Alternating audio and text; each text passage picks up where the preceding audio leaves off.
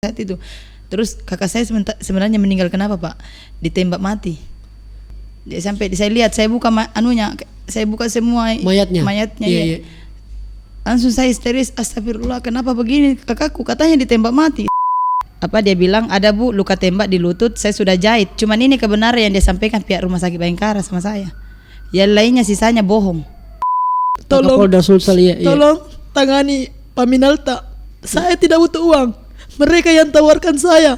Dia mencoba menyogok saya, minta cari jalan baiknya. Padahal dia yang mau sogok saya. Sekarang dia balik ke saya. Hei jangki, bati-bati itu Bu Erna, orang gila itu. Are you ready? Alright baby, time is yours. Alright, nice people. Kali ini saya kedatangan tamu yang saya kira kembali soalnya mengenai menuntut rasa keadilan. Dan belum lama juga sebenarnya saya berkomunikasi dengan ibu ini, yang dimana saudaranya meninggal dalam keadaan yang tidak wajar menurut versinya ibu. Karena ini menyangkut terkait dengan kepolisian, dan ini saya kira penting untuk kita angkat, apalagi teman saya Mbak Nana juga sudah mengangkat di lewat narasinya. Telah hadir di studio saya Ibu Ernawati. Selamat malam Bu. Malam. Alhamdulillah. Sehat-sehat aja Bu Di? Alhamdulillah. Alhamdulillah, luar biasa. Ibu, kemarin kita kontak-kontakan, Ibu kemudian WA saya dan kita sempat berkomunikasi, dan saya kira kewajiban saya Bu untuk bisa fasilitasi kita mengenai apa yang sebenarnya kita mau sampaikan, yang kita mau ungkapkan. Tapi sebelumnya itu Ibu Erna, Ibu Erna adalah seorang apa ini Bu? Keseharian ini Bu? Ibu rumah tangga. Ibu rumah tangga Bu, ya. Di Kota Makassar. Kota Makassar. Iya. Dan Ibu ini memiliki saudara. Saudara. Iya. Saya 6 bersaudara. 6 bersaudara. Iya. Sudah meninggal yang satu ini. Iya. Kaharudin Desi Bali. Kaharudin Desi Bali. Iya. Oke. Lalu kemudian mengapa sampai Ibu mau kemudian seperti ini datang bertemu dengan saya, salah satunya misalnya dengan mungkin beberapa media atau apa segala macam? Apa yang sebenarnya Ibu ingin sampaikan dalam berbagai macam ini, apalagi ini sudah tahunan Bu ya? Iya, sudah 2 tahun. Sudah 2 tahun. Oke. Boleh diceritakan biar kemudian masyarakat tahu sedikit tentang masalah ini Bu Tabe. Kakak saya kan Ibu Hayati datang ke rumah jam 9 pagi. Ibu Hayati ini siapa Bu? Teman wanitanya almarhum. Oke. Dia datang jam 9 pagi, katanya kakak saya ditangkap sama pihak kepolisian Polda Sulsel. Iya. Dia ngomongnya begitu. Iya. Jadi saya cari tahu kebenarannya. Saya tanya, ada surat penangkapannya? Dia bilang tidak ada, dia perlihatkan. Saya sudah bingung karena mereka banyak langsung mengepung rumah. Nah, setelah itu saya mencoba cari kakak saya jam 1 siang. Iya. Jam 1 siang itu saya sampai di posko Resmo Polda Sulsel di Jalan Hertasning. Iya. Saya menemui ini atas nama anggotanya Pak Suta. Oke. Saya tanya, apa betul kakak saya ditangkap jam 7 pagi? Iya. Jadi Pak Suta ini ngomong sama saya, tunggu Bu, saya cari tahu dulu. Karena di sini Pak saya lihat kendaraan kakak saya yang disita 3 unit motor ada semua di sini, yang Ninja itu. Saya sudah tanya, saya bilang itu ada di lapangan Bapak tempat parkirnya. Bilang, oh iya, tunggu saya tanya dulu ya, karena bukan tim saya, itu kata dia. Iya. Jadi tidak sampai 5 menit dia kembali ke ruangannya bertemu sama saya. Nah iya benar, kakak Anda sementara pengembangan. Itu pukul jam 2 siang. Dia tanya saya sementara pengembangan. Setelah itu saya pulang ke rumah. Jadi pada asar saya dengar beritanya dari Kemanakan Hayati menelpon bahwa Kaharudin sudah meninggal dunia. Mayatnya sekarang di Bayangkara. Akhirnya saya buru-buru ke Bayangkara. Saya ke Bayangkara, saya minta otopsi. Oke, Bu Erna, saya kemudian tertarik untuk bisa mengetahui kasusnya kematiannya saudara Rata ini Bu, yang kemudian kita WA saya, lalu saya kemudian sempat terdiam saat membaca WA Bu. Iya. Saya kira ini perlu memang diangkat, karena saya kira kalau saya pun juga menjadi ibu dan saudara saya dikasih begitu Bu, saya pun juga akan melakukan yang sama, bahkan lebih yang saya lakukan Bu, kalau saya Bu. Iya. Saya tahu kondisi psikologi kita Bu. Tapi mungkin jadi begini nice people ya, Ibu punya saudara bernama Kaharudin Desi Bali. Beliau ini meninggal di kantor polisi, di rumah sakit. Bukan, di bawah pengembangan. Di bawah pengembangan maksudnya Bu? Dibawa ke posko Resmo Polda. Oke, dibawa posko Resmo Polda. Iya, belum sempat dibawa ke Polres Sinjai. Oke. Nah, pada saat itu kemudian tuduhan yang dituduhkan kepada saudara Rata, Bu? Dia belum ngomong. Mereka belum sempat ngomong bilang kakak saya kasus apa. Dia belum sempat ngomong. Nanti di rumah sakit Bayangkara baru dia ngomong. Iya. Dia ngomong sama saya. Dia bilang ada 8 LP-nya Bu. Iya. Dia 8 LP-nya. Kasus apa Pak? Iya. Kasus pencurian. Oke. Saya sudah terdiam sejenak sama saat itu. Saya bilang saya sendiri kalau saya marah di situ saya yang malu. Iya. Saya kondisi saya saat itu. Terus kakak saya sebenarnya meninggal kenapa Pak? Ditembak mati. Beritanya adalah ditembak mati. Iya, ditembak mati. Jadi saya bilang oke lah. Ya, jadi saya namanya polisi ngomong. Iya. Saya sendiri kan istri polisi. Jadi saya malu sendiri Iya, sama iya. diriku. Jadi saya Iya. tidak bisa ngomong pada saat itu. Jadi terus terang saya terima dengan lapang dada. Kalau memang kakak saya ditembak mati, Oke. karena kan sesuai perbuatannya. Iya. Apa tuduhan perbuatannya, Bu? Jadi dia bilang pencurian Pencurian uang, pencurian uang. Pencurian uang di Iya, mana, 100 Bu? juta katanya disinjai. Maksudnya apa nih? Uangnya itu di mana, Bu? Di parkiran BRI. Oke. Itu menurut Oh, beritanya. berarti di bank ya? Iya katanya di Oke. depan Bank BRI, Di di depan depan bank. Bank BRI Oke, oke, parkiran. oke. Jadi saya pun tidak tahu nominalnya, tapi yang saya ingat dia ngomong 10 juta pada saat itu. Siapa yang ngomong 10 juta, Bu? Aibda Asmin, Oke. pihak rumah sakit Bayangkara, Oke, pihak rumah sakit. Oke. bukan yang menangkapnya. Oke. Jadi saya terima dengan lapang dada kalau memang kakak saya ditembak mati kan. Iya, Namanya dia pelaku toh. Iya. Apa yang kita mau bela? Setelah saya sampai tanpa saya pikir panjang, akhirnya saya tidak jadi otopsi. Karena dia bilang untuk apa di otopsi Bu? Tidak apa-apa jika kata memang mati ditembak. Terus luka tembaknya di mana saja Pak? Iya. Di lutut. Karena kondisi saya kan tidak tahu bilang ini mati atau tidak di lutut. Saya tidak pikir itu. Yes. Yang jelas kan dia ngomong ditembak mati.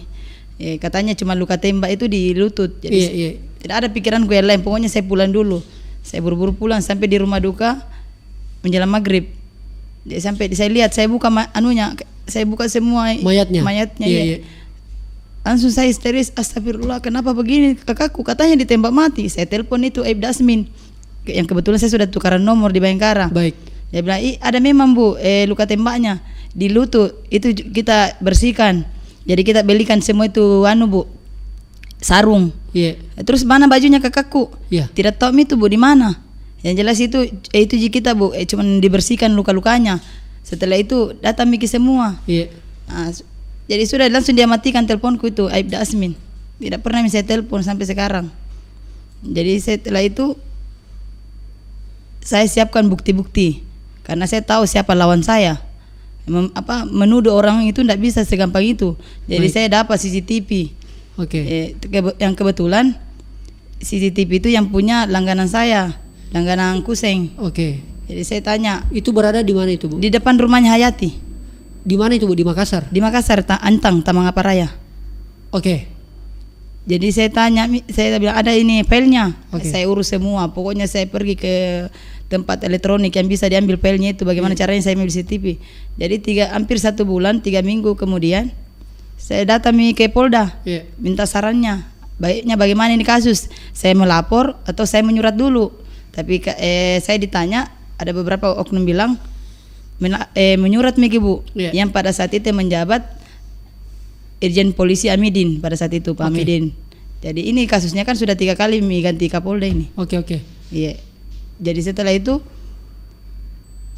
suratku dijawab, Iya. ada di Kabak Sidik surat itu pun lama saya cari filenya, bilang ada pas suratku katanya dilimpahkan ke sini di Kabak Iya. Sidik. Iya. Coba cari baik-baik Ki. Akhirnya saya temukan. Ternyata balasan suratnya itu dari Pak Midin dia serahkan ke sini tanggal 19 Ji. Baik.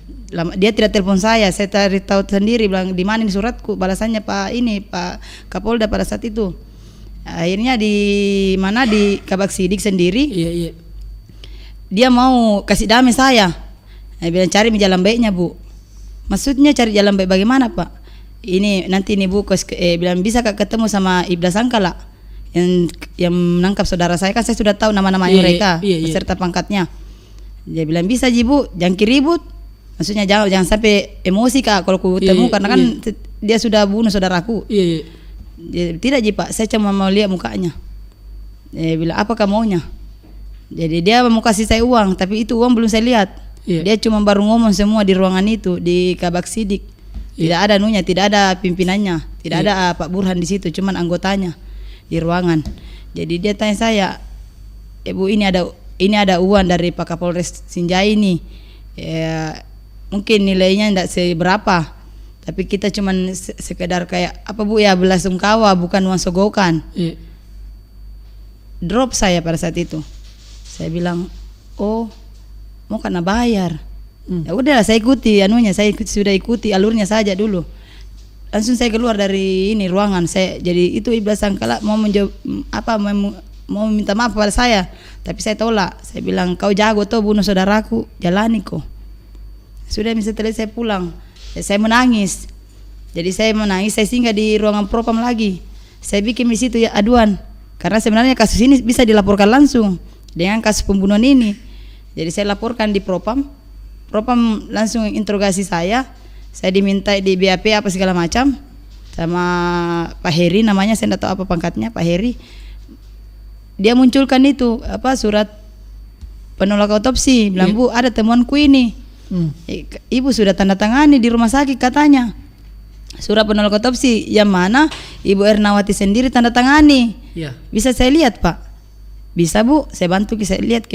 Jadi saya lihat begitu, ada Hayati di atas metrei 6.000, yang mana bunyinya poin pertama, kami mewakili pihak keluarga besar bahwa kematian Kaharudin atas kehendak takdir yang maha kuasa dan kami tidak keberatan untuk tidak dilakukan otopsi. Hayati Tanda tangan dan dibubuhkan saksi Ernawati, yang mana pada saat itu ya, di rumah saya Bayangkar kan saya adik kandungnya. Dan poinnya kan sudah jelas bahwa kami sekeluarga, sedangkan yang tanda tangan otopsi kan harusnya keluarga. Hayati bukan siapa-siapa. Dia juga tidak bisa membuktikan bahwa dia itu istri saya apa bukan. Hayati ini hanya teman wanitanya. Oke. Yang mengaku-mengaku istri. Iya. Dan sekarang dibubuhkan di Krimum sama Polda Sulsel itu, dia bilang Hayati itu istrinya. Saya balikin, istri yang mana? Istri dan anaknya ada di kampung. Istri mana ini Hayati? Kenapa Hayati yang tanda tangan? Dan kalau memang ini mewakili keluarga, minimal itu keluarga saya, karena saya ada kandungnya. Minimal itu di atas meter itu saya yang di Ernawati, bukan Hayati. Hayati siapa? Tidak ada hubungan keluarga. Apakah kita kenal sebelumnya dengan Hayati ini Bu? Saya kenal karena dia yang datang di rumah. Berarti sebelum almarhum meninggal saya tahu enggak pernah datang atau pernah? Pernah beberapa kali datang. Jadi saya kenal namanya Ati Ji. Ati Ji. Iya, bukan Hayati. Berapa lama kita kenal ini Hayati Bu? Sebagai teman wanita dari saudaranya almarhum? Dari saudara mantan pacarnya almarhum. Mantan pacarnya. Iya, kayak gitu. Oke. Baik Bu, yang menarik ini Bu, saya mau tahu sebelumnya dulu Bu. Iya. Pak Kaharudin ini sebenarnya kerjaannya apa Bu? Sopir rental. Ada mobil rentalnya. Sopir rental. Iya, biasa dia bantu orang kalau ada yang mau cari mobil, kasihan. Oke. Iya. Dia juga pernah sopir taksi. Sopir taksi online. Oke, tuduhannya adalah mencuri. Pencurian. Ibu yakin dengan tuduhan itu? Nggak yakin. Kenapa nggak kita yakin Bu? Karena kan nggak bisa orang dikatakan pencuri kalau tidak ada bukti, tidak ada laporan. Oke, saya cuma korban. Saya mau perlihatkan ke berita Bu. Ini berita ya. Coba. Saya mau perlihatkan ke berita Bu. Ini beritanya soal pencurian. Dan ini ditembak mati. Bohong itu. Yakin kita Bu? Bohong ya. Coba beritanya. Ya, ini Bu. Berusaha kelabui polisi dengan pura-pura izin kencing, pelaku pencurian ditembak mati. Isi berita ini Bu tentang saudara Kaharudin dan Sibale. Kalau pura-pura kencing mustahil. Bagaimana bisa pura-pura kencing? Kejadian ini 2019 Bu ya? 2019 tanggal 24. Oke. Tapi dikutip di sini kan tanggal 26. Kenapa dia baru klarifikasi tanggal 26? Sorry, kejadiannya tanggal berapa Bu? Tanggal 24. Tanggal 26. Oke. Tanggal 24 hari Rabu. Saya masih ingat betul itu kejadiannya. Pelaku pencurian itu tadi dituduh mencuri uang di halaman parkir Bank BRI. Ya, iya, katanya itu. Oke. Dan diperlihatkan 8 LP. Sorry Bu, apakah sebelumnya saudara Ata ini Bu pernah terlibat kasus sebelumnya? Cuman itu yang waktu di fitnah juga di Jeneponto, katanya mencuri uang, didapat langsung mencuri uang di parkiran juga 130.000. Oke. Yang dimana korbannya sendiri melaporkan kehilangan. Jadi kakakku itu tidak menjalani kasus pencuriannya itu, padahal dia sempat viral. Oke. Pernahkah saudara Ata ini Bu berterus terang langsung kepada kita bahwa memang beliau mencuri. Tidak pernah. Dia bilang tidak mungkin saya mau bikin malu Jene Ponto, uang 130.000 saya mau curi. Di mana harga diriku? Oke. Itu selalu tuduhan-tuduhan tapi tidak ada buktinya mereka. Oke. Nah, kembali kemudian tadi pada kasusnya ini Bu yang soal ada CCTV yang kita lihat. Ada yang kita temukan itu CCTV. Itu CCTV penangkapan. CCTV penangkapan artinya sudah sangat kontra dengan berita yang ada. Iya, bohong semua. Ini kan penangkapan sedang di CCTV. Iya. Sedangkan yang diberita adalah tembak mati. Iya, itulah. Tapi kan tidak terbukti. Saya punya luka-lukanya. Oke, coba Bu, coba. Iya.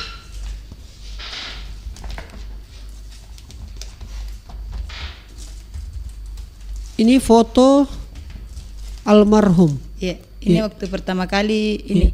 Waktu pertama kali saya kesini Bu ya. Ini waktu pertama kali saya buka kain kafannya anunya, apa itu yang ditutupi mayat. Iya. Ya kan? Ini. Oke. Luka-luka langsung saya kaget. Kalau menurut Ibu ini luka apa, Bu?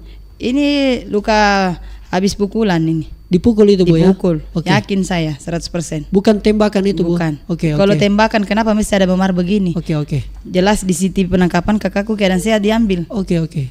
Nih. Oke. Ini ada nih. Apa itu Bu? Bekas apa ini? Luka seretan. Oke. Ini dadanya memar ini dadanya. Karena saya tidak tega, saya tidak buka tangannya. Oke. Saya tidak tega. Jadi ini ada ini cuman luka tembaknya ini di sini sebelah sini. Iya. Jadi ini saya rasa ini bekas strum. Saya yakin. Strum? Iya, karena di sini jempolnya ini ada bekas strum. Jadi ini waktu sebelum saya foto ini warna warna ungu ini anunya. Kakinya, jempolnya dia aja sendiri kayak gigitan itu strum, bekas strum. Kalau dia masih mengelak oknum ini silakan kita praktekkan sama dirinya. Baik. Ini luka ini bekas ini. Ini kayak ini seperti kalau saya jabarkan ini kayak ditindis meja. Ini pecah kuku ini. Apakah ini kemanusiaan? Ini. Jadi luka tembaknya itu di sini, Pak. Ini luka tembak. Sebelah kiri lutut. Ya. Iya. Apakah ini saya tanya, apakah ini bisa dikatakan bisa meninggal dunia orang kalau ditembak di lutut ini? Oke, silakan teman-teman komentar ya. Kalau ditembak di lutut itu bisa menyebabkan kematian atau tidak? Iya. Oke. Ini luka tembaknya ini.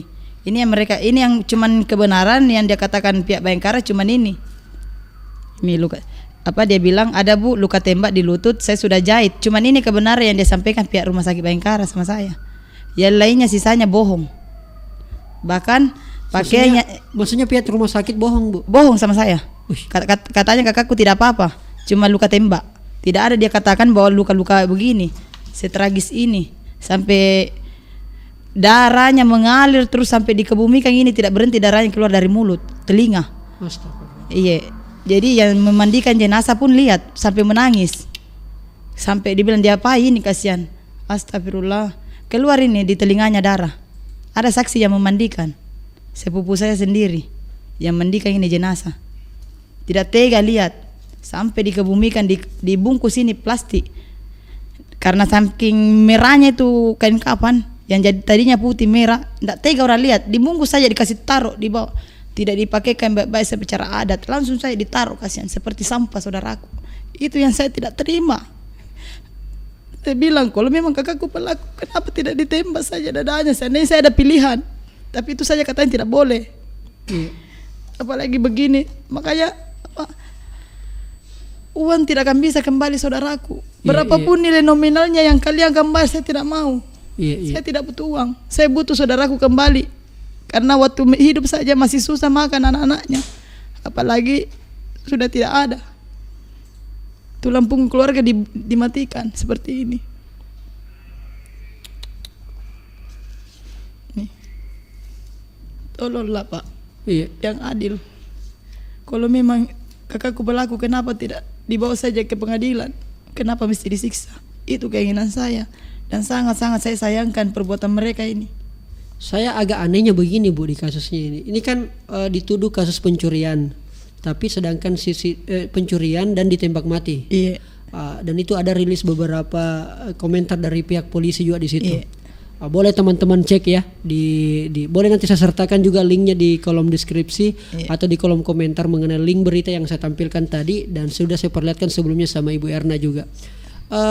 Terus ada CCTV Bu, yang ternyata dia dijemput dengan baik-baik, dalam keadaan sehat dan dalam keadaan normal berjalan. Berarti Anda meyakini Bu Erna bahwa saudara ini ditangkap dalam keadaan sehat lalu dibawa di kantor polisi? Di poskonya, bukan kantor polisi. Dibawa di posko. Di kabupaten di sini. Di Makassar. Di Resmo Polda. Resmo Polda. Terus kemudian di situlah terjadi. Di situ yang terjadi. Terus berapa jam Bu? Jam 7 pagi lewat 23 kakakku keluar dari terlihat di CCTV. Coba kita lihat dulu CCTV-nya. Coba kita lihat CCTV-nya. Jamnya kan ada di situ. Ini CCTV ya. Oke. Ada jamnya tampil. Ini rumahnya siapa ini Bu? Ibu Hayati, teman wanitanya. Hayati. Berarti suaminya saudara ada di sini? Ada di situ. Sementara keadaan tidur. Ini di mana ini Bu? Di Makassar. Di Antang, Taman Aparaya. Ini di Antang ya. Oke, boleh dipercepat sampai keluarnya dan datangnya polisi, boleh? Itu di menit 22 menjelang 23 itu detiknya kan jam 7 lewat 23 itu almarhum naik di atas mobil yang dikendarai oleh Polres Sinjai. Anggotanya. Yang mobil hitam itu ini dari Resmo Polda itu. Ini bajunya Bu ya? Iya. Putih. Yang warna ini. Yang warna krem. Orange. Iya, abu-abu ini bajunya. Itu pun tidak dikembalikan. Disembunyikan, baru dibelikan sarung. Saya mau tanya juga, apakah kalau sudah dibunuh orang dibelikan sarung? Baiknya itu ini Rumah Sakit Bayangkara. Tidak ada sejarahnya itu penjahat dibelikan sarung, dikasih uang 2 juta. Nah kasih uang 2 juta Rumah Sakit Bayangkara. Tapi saya tidak ambil, Hayati yang ambil. Ini mobil polisi tadi itu Bu ya? Iya, Sinjai. Yang abu-abu itu silver. Ini Sinjai. Kalau melihat modelnya tadi itu Suzuki R3. Mobil R3. Aikia. Ada logo-logo polisi atau? Tidak ada logonya. Kalau yang hitam Luxio. Warna hitam itu miliknya Resmo Polda. Yang mobil hitam ini. Iya, saya juga tahu orangnya yang sopir itu. Berarti 2 mobil datang Bu ya? Iya, ini. Yang mobil hitam sama dengan ini helmnya kakakku ini dia ambil ini. Tidak diserahkan sampai sekarang. Helmnya almarhum itu. Wah, berarti sempat ramai di sini Bu ya, di jalan Bu ya? Ramai tapi tidak ada yang bisa menolong karena katanya dari kepolisian. Dan kalau memang kakakku DPO kan harusnya disertakan juga wartawan biar dibenarkan penangkapannya. Iya. Ibu, ini sudah 2 yang sudah ganjal sekali ini Bu, karena satu dijemput begitu, satu informasi di berita ditembak mati. Apa respon ketika kita sudah melakukan semua ini Bu, proses ini mengadukan, melapor, apa respon pihak terkait? Permainan demi permainan, kebohongan demi kebohongan. Boleh lebih detail Bu yang kita maksud itu? Pertama, hasil visum saya tidak dikasih. Yang harusnya kan kalau kedokteran ID sendiri harus kasih tahu pihak keluarga. Apapun keterangan dari pihak rumah sakit harusnya dia transparan ke keluarga korban. Ya kan? Tapi di sini saya hasil visum dirahasiakan. Hasil visum dirahasiakan. Tanda tangan saya dipalsukan sampai 2 muncul surat penolak otopsi ada 2, versi Krimum lain, versi Paminal lain. Ada nggak pernah alasan sehingga kenapa ini disembunyikan ke Ibu? Tidak ada sampai sekarang. Tidak ada pernah? Tidak ada. Ibu juga sudah bertanya ya? Tidak ada. Terus apa lagi Bu? Saya cuman bilang kalau memang ada persekongkolan jahat, ada yang terlibat siapapun di dalamnya, kasih tahu saya. Dan kalau memang ada yang terlibat bilang sama saya supaya saya berhenti. Itu. Karena ini penangkapannya memang sudah tidak wajar. Pertama juga saya tidak tahu Hayati namanya, Ati namanya saya tahu. Kenapa polisi nak tahu semua Hayati namanya? Rumahnya kakakku juga tidak tahu. Kenapa nak tahu ke rumahnya Hayati? Saya juga bingung. Siapa sebenarnya ini di dalamnya ini yang bikin ini? Sampai tega ini pihak kepolisian menyiksa saudara saya. Ada apa sebenarnya? Masa kasih pencurian kau siksa begini? Itu juga yang saya pertanyakan selalu Bu. Ada apa sebenarnya? Kira-kira ini kesalahannya almarhum? Apa sebenarnya? Kakakku juga bukan orang kaya, bukan politikus. Makanya saya bertanya di awal-awal, Bu, apa sebenarnya kerjanya almarhum? Terus bagaimana pergaulannya sesuai pengamatannya Ibu selaku saudaranya yang sehingga kok sampai seperti ini? Kalau saya terus terang, Iya. saya terus terang. Kalau masalah dia bermasalah ya bermasalah sama saudaraku. Oke. Kalau saya mau terus terang, dia bermasalah sama saudaraku dan mamaku sendiri. Iya. Bermasalah gara-gara tanah. Oke. Jadi tanah itu dia bertengkar. Almarhum mau beli 40 juta. Iya. Tapi mamaku mau langsung cash. Iya. Saya bilang di mana ambil uang cash kakakku. Iya. Tapi jadi kakakku beli alat-alat pembangunan, tapi tidak di ACC sama mama. Tapi mama ambil 10 juta itu. Iya. Jadi di situ permainan demi permainan dia buat skenario ke saudaraku. Nah lapor sembarang saudaraku. Jadi dia juga sempat Maros sempat grebek rumah, dibilang kakakku DPO. Tapi tidak saya urus, tidak terbukti kakakku DPO, kakakku lepas. Jadi saya tidak keberatan karena kakakku hidup Ji. Iya. Saya tidak keberatan sama Marosnya di Polres Maros karena kakakku pikir hidup. Dia bantu saya, bos saya juga bantu ini. Baik. Maros bilang memang kakakku bukan DPO. Iya. Ini pelaku dipaksa mengaku, makanya dia tuduh sembarang ini. Bilang ini temanku juga. Baik. Padahal tidak ada buktinya kakakku melakukan. Cuma mirip badannya, poster tubuhnya di CCTV. Waktu kejadian 2016 katanya. Mencuri uang di Maros, perampokan nasabah katanya 30 juta. Padahal ini kakakku tidak pernah terlibat sama ini orang yang tunjuk kakakku ini. Sedangkan yang tunjuk kakakku saja dia bebas di kejaksaan. Padahal sudah ditembak kakinya 2 kali, 2 langsung. Jadi dia itu maksudnya lumpuh pada saat itu ditembak. Saya lihat sendiri. Saya diperlihatkan sama di posko itu bahwa ini pelakunya. Kita kenal ini, Bu. Iya saya kenal, tapi tidak pernah sama-sama kakakku. Kakakku tidak pernah begitu. Memang dia berteman karena dia sembarang di temannya. Mau narko, mau apa semua ini kan dia biasa tuh minum arak. Jadi wajar dia banyak teman-temannya bergaul dia. Jadi di situ dituduh, tapi saya tidak keberatan waktu penangkapannya di Maros. Kakakku keluar baik-baik, tapi mamaku sama saudara-saudaraku datang di Maros menangis. Saya bilang jangan lepas kini. Nabunuh kak, nah tidak pernah ada orang nabunuh ini. Oke. Cuma gara-gara kasus sepele tanah yang mau nabeli kakakku. Oke. Mungkin itu, saya juga tidak tahu, saya juga tidak bisa menuduh. Kita sampai hari ini juga belum tahu, Bu. Belum tahu. Termasuk juga Ibu, kenapa sampai kemudian saudara Ta almarhum ini sampai seperti ini? Iya, tapi ada satu anggota yang kasih tahu saya, tidak perlu saya sebutkan namanya. Oke, anggota maksudnya polisi juga. Oke. Dia tanya sama saya, ini Bu yang bukan orang lain pasti kongkol lagi, saudaranya sendiri. Jadi saya sudah minta sama pihak Kabak Sidik, kalau memang saudaraku terlibat kasih tahu mak, supaya saya berhenti bikin konten, supaya saya berhenti minta keadilan. Saya berurusan saya sama saudaraku.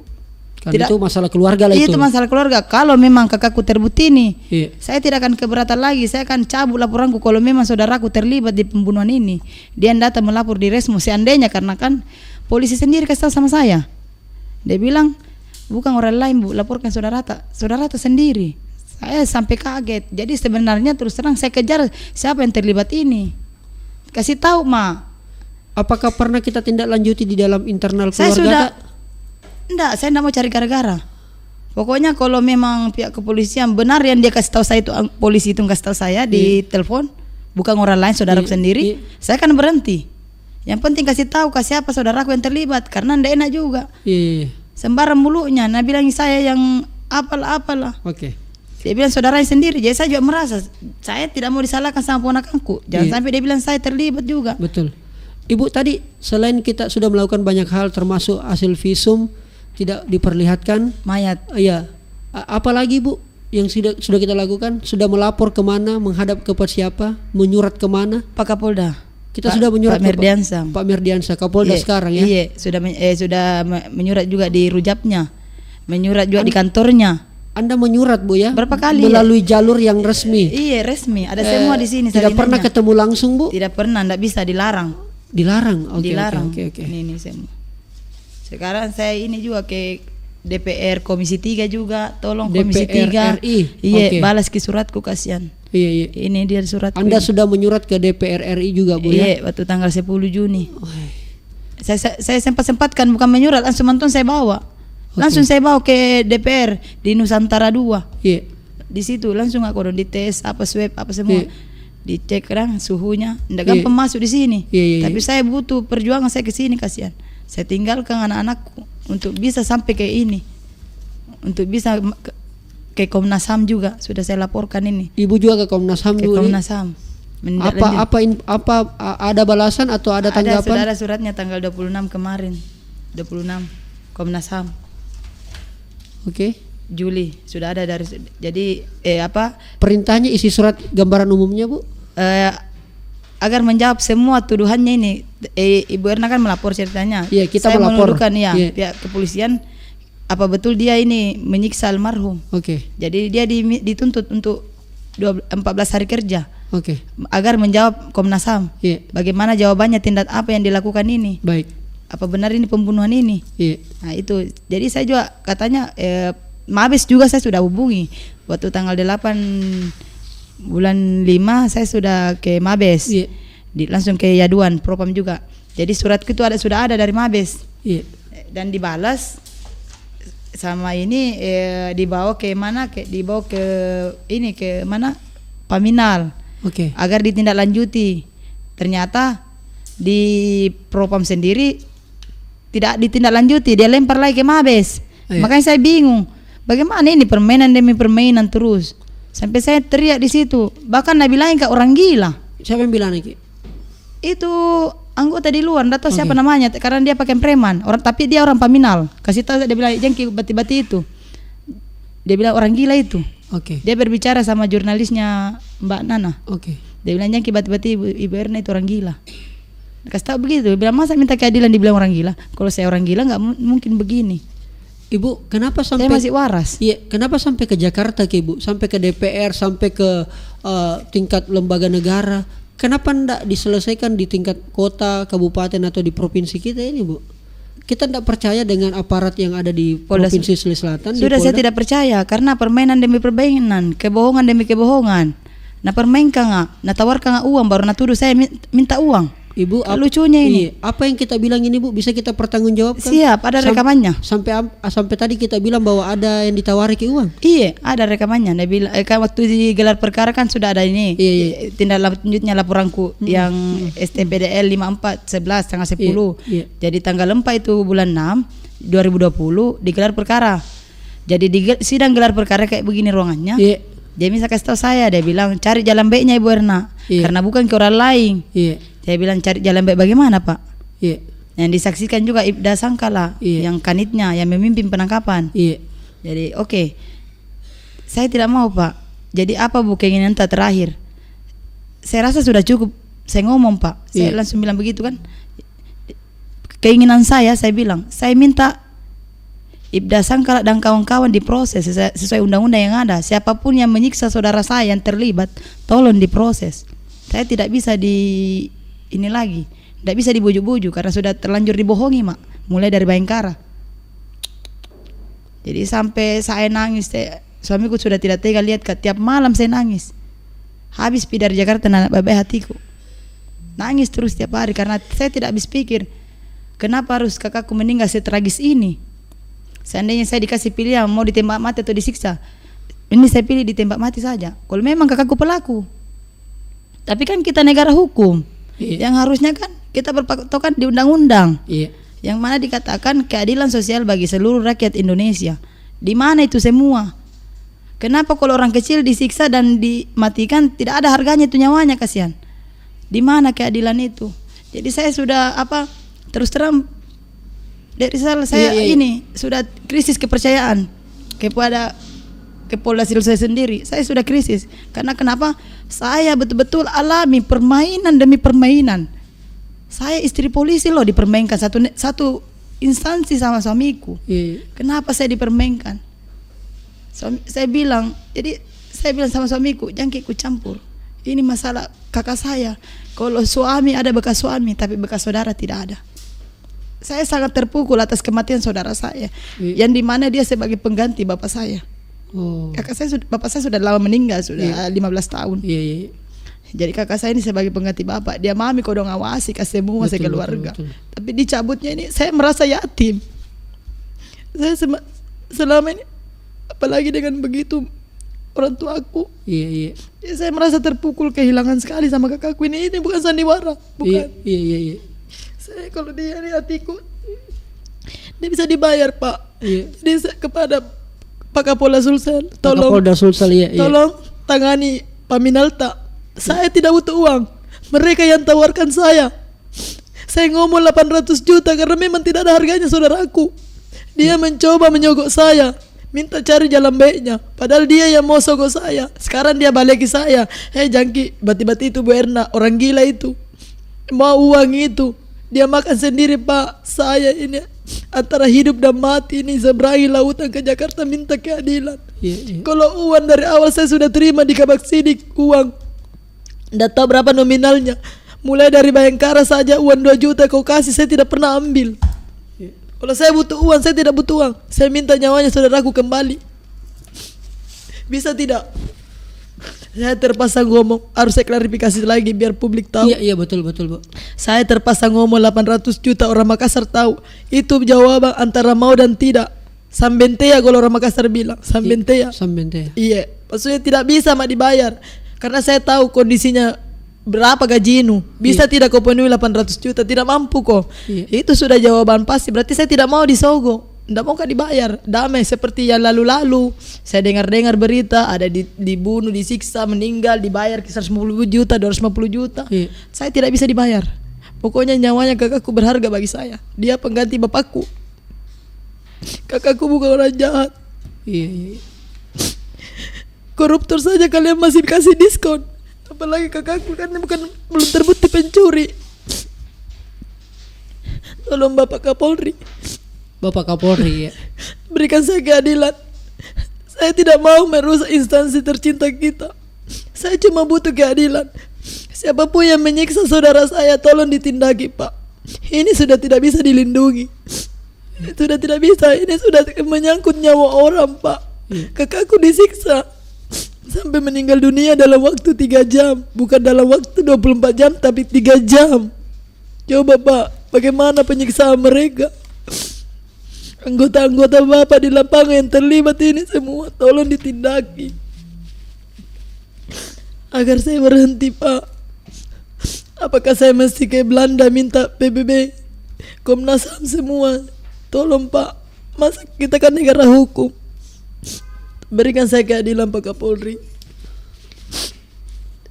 Tolong jangan lindungi lagi anggotanya. Berikan saya keadilan. Kasihan saya, Pak. Iya. Saya bisa mati gara-gara ini. Terus kupikir anakku terbengkalai gara-gara ini. Iya. Karena saya tidak bisa, mending saya mati, Pak. Kalau saya tidak kasih hukuman juga yang bunuh saudaraku, saya tidak mau. Cukup Kaharudin dan si Bali yang alami semua ini, penyiksaan ini. Saya tidak mau ada korban lagi. Cukup, Pak. Baik. Masih ada cara lain untuk buat pelaku mengaku tidak perlu disiksa. Iya Bu. Capek mah Pak Kapolri. Capek mah mengemis. Saya pengen bukti Bapak, katanya tajam ke atas, tajam juga ke bawah. Jangan hanya tumpul ke atas, tajam ke bawah. Saya minta buktinya, Pak Kapolri. Saya sebagai ibu rumah tangga dan bayangkari Bapak, tolong bantu saya. Berikan saya keadilan. Hukum pelakunya, Pak. Baik, kepada Bapak Kapolda, Bapak Kapolri yang terhormat, berikut dengan anggota DPR RI yang menaungi tentang hukum dan keadilan ini. Apa yang disampaikan oleh Ibu Erna terkait pengungkapan rasa hatinya dan rasa cintanya kepada saudaranya yang meninggal secara tidak wajar, tragis seperti ini, sampai-sampai kita tidak tahu seperti apa kondisi yang sebenarnya, karena sangat berbeda dengan apa yang diberitakan, apa yang Ibu alami langsung, dan apa yang terlihat di CCTV tadi penangkapan dan sebagainya. Saya tidak bisa berkata-kata banyak lagi, Bu Erna, selain saya ingin menyampaikan kepada kita tetap kuat. Insya Allah saya juga tentu terus menyuarakan apa yang Ibu, saya kira ini kita lakukan supaya tidak ada Kaharudin yang lain. Tidak ada seperti Ibu Erna lagi yang harus betul-betul merasakan bagaimana rasa cintanya kepada saudaranya. Iya, mengemis ke sana kemari. Iya. Saya sampai ke Mabes jauh-jauh. Saya apresiasi sekali apa yang usaha tak sampai Betul-betul Ibu berjuang tidak mengenal waktu, bulan, apalagi kita dalam keadaan Covid. Ibu tetap melakukan semua itu. Iya. Iya. Karena saya yakin Iya. Bapak Kapolri orang baik. Iya. Dia akan berikan saya keadilan. Dia tidak mungkin mau korbankan instansi tercinta gara-gara 6 orang ini. Saya tahu Pak Kapolri, ada 6 orang pelakunya yang sudah menyiksa saudara saya. Baik. Tolong ditindaki itu saja. Baik. Jangan dilindungi lagi. Cukup. Karena saya tidak akan berhenti sampai di sini, Pak. Tidak akan berhenti sampai saya dapat keadilan. Anda terus berjuang Ibu Erna. Saya akan berjuang Sampai betul-betul Anda sampai tahu. saya mati. Sampai tetes darah penghabisan kalau perlu. Sampai Anda betul-betul tahu Bu ya. Iya. Siapa sebenarnya, mengapa sebenarnya ini dilakukan semua. Iya. Kira-kira itu Bu ya. Iya, Yang itu. Ibu Erna belum dapatkan. Kenapa sampai dikasih begini sekali saya punya saudara. Saya pengen jawaban yang pasti. Oke. Baik. Boleh diminum dulu Ibu. Iya. Oke, saya kira kita sudah masuk bagian akhir daripada obrolan saya dengan Ibu Erna. Apa yang Ibu Erna rasakan, saya kira ini adalah ujian berat buat Ibu. Walaupun saya tahu bahwa tentu di balik ujian berat ini insya Allah akan ada kabar baik ke depan. Kita berharap itu janji Allah.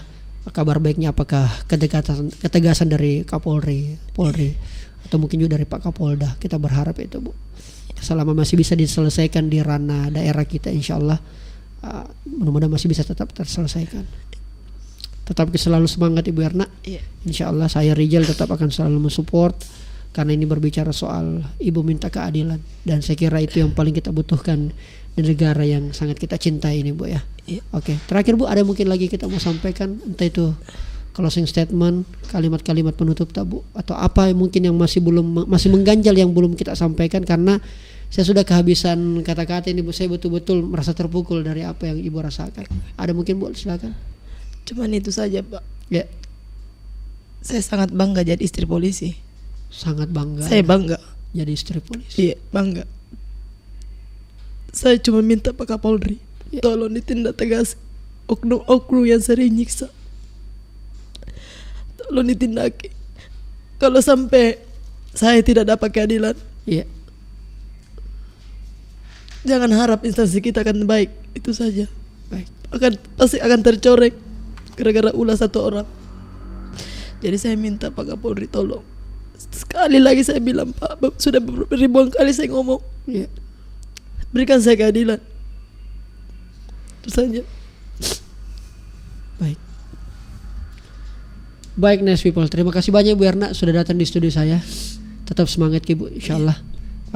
Mudah-mudahan semuanya menemukan jalan. Amin. Dan buat teman-teman Nice People semua, silakan kita bantu Ibu Erna, berikan ulasan komentar tak di bawah seperti apa, dan apabila video ini dinonton oleh aparat, terutama pihak kepolisian, baik itu Polri maupun juga mungkin khususnya Polda Sulawesi Selatan, ayo Pak, kami sangat cinta dan kami sangat hormat kepada institusi kepolisian Republik Indonesia. Iya.